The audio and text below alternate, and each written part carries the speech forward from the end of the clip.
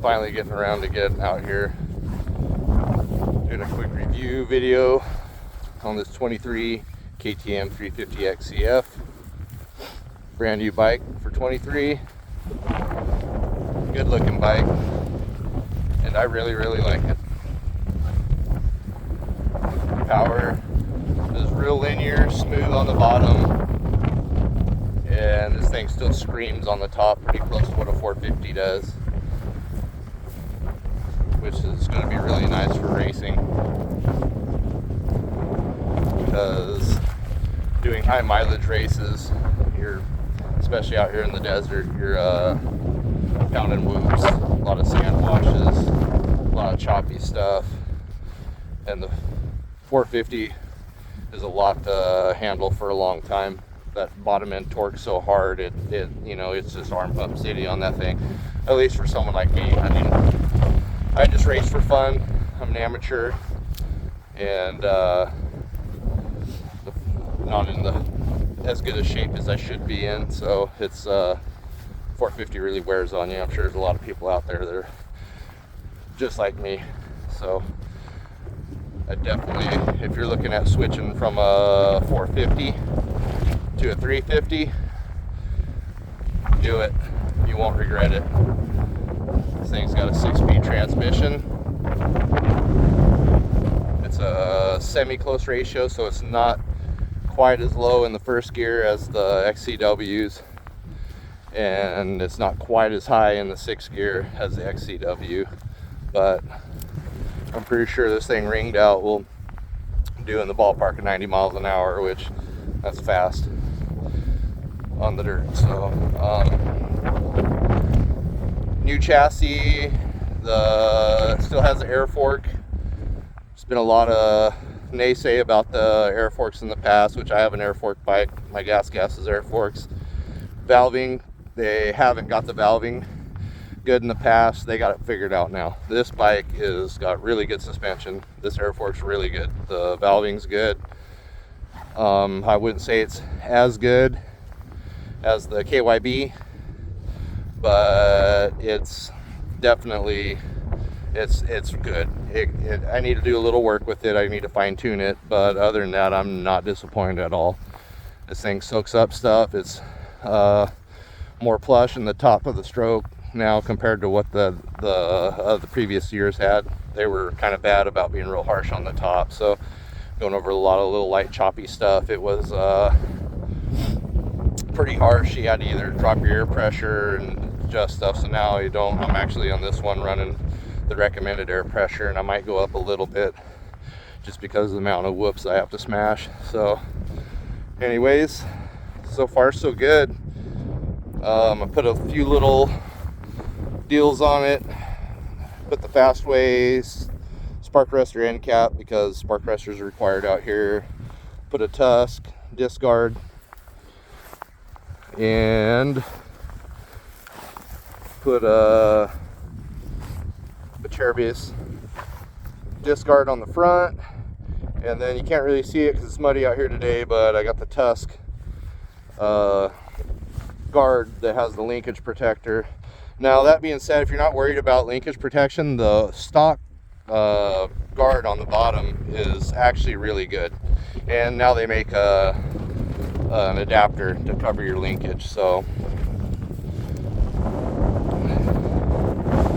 not going to be able to do. I'm limited on what I can do out here today, because I noticed they're starting to put ribbon up for the nationals, so I don't want to put anything that has ribbons in a video. I'm not really supposed to be pre-riding course, not that I'm purposely pre-riding any course, but there is some course already being marked out here, so I don't want to put anything in the videos that's showing course. So I'm gonna kind of just keep it to some of these little lesser used trails, and I'll do some riding so you guys hear it. Probably my one gripe on this thing right now is how loud the exhaust is.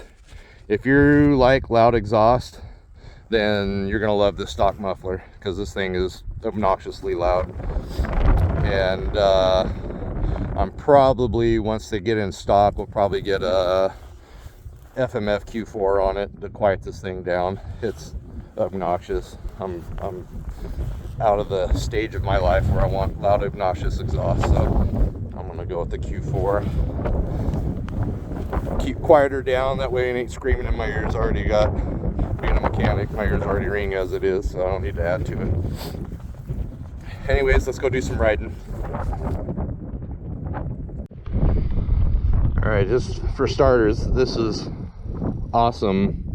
Not the button configuration, I'm not like so concerned with that, but I mean, this thing fires right up. And I've already been riding a little bit, so it's warmed up. Yamaha didn't do that for me. Like every now and then it would, but whenever I relied on it to, it wouldn't. I'm also going to be taking it a little easier today because it might be a little hard to tell in the camera, but it's kind of sloppy out here in this mud. Mud out here is pretty nasty.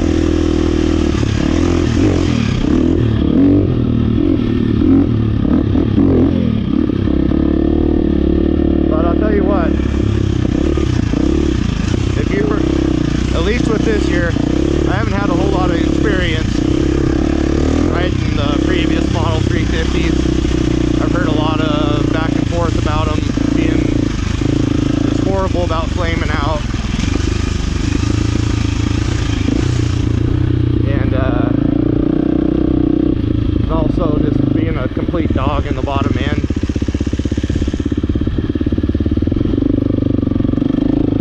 I haven't noticed it. I've rode my buddies. He's got a 2018 350. As for the flaming out thing, I can't attest to because he has a recluse clutch, so, and I think a lot of the flaming out is really just poor clutch use. This one, I haven't really had problems with it flaming out. I mean, I've flamed it out, but it's always been my fault, so I'm not bitching at the bike about it for sure. The bottom end power is really good.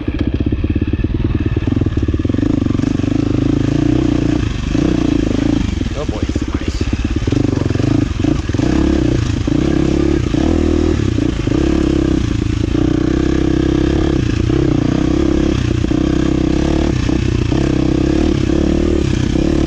I mean, this thing,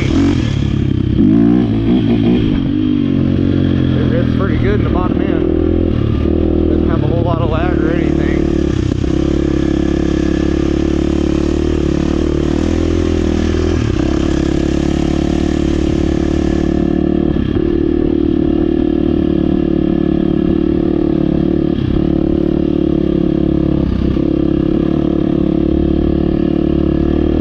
I really like how the chassis feels.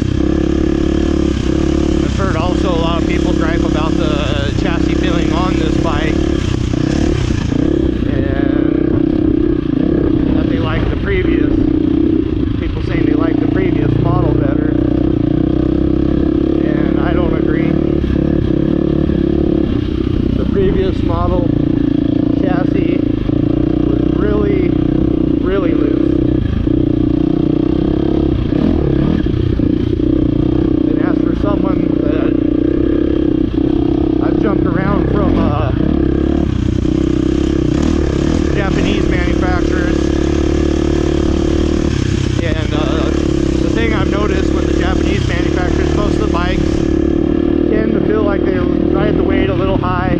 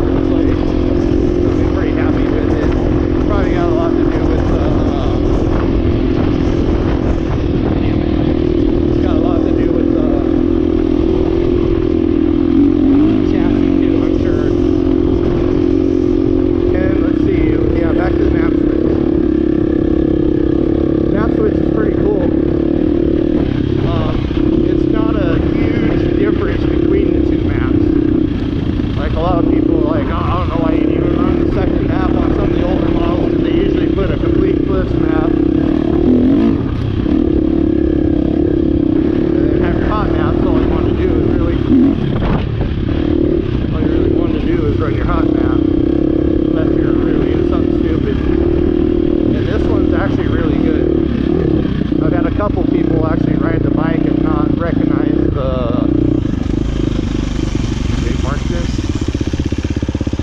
That trail.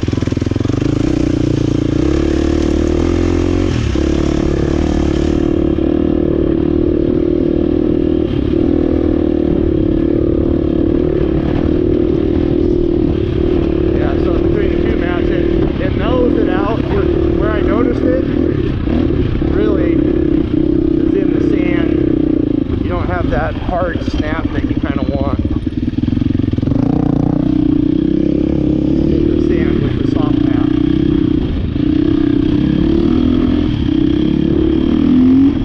It really kind of just takes the, still out, almost all the power's there, just kind of takes the snap out of it. So it's pretty good. Actually, pretty impressed.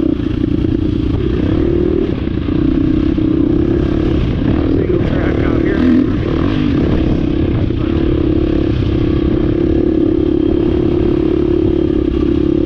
Yeah, so I'm pretty happy with that too, because it's perfect for when you're, oh shit, this is going to be a sloppy bastard. Fuck.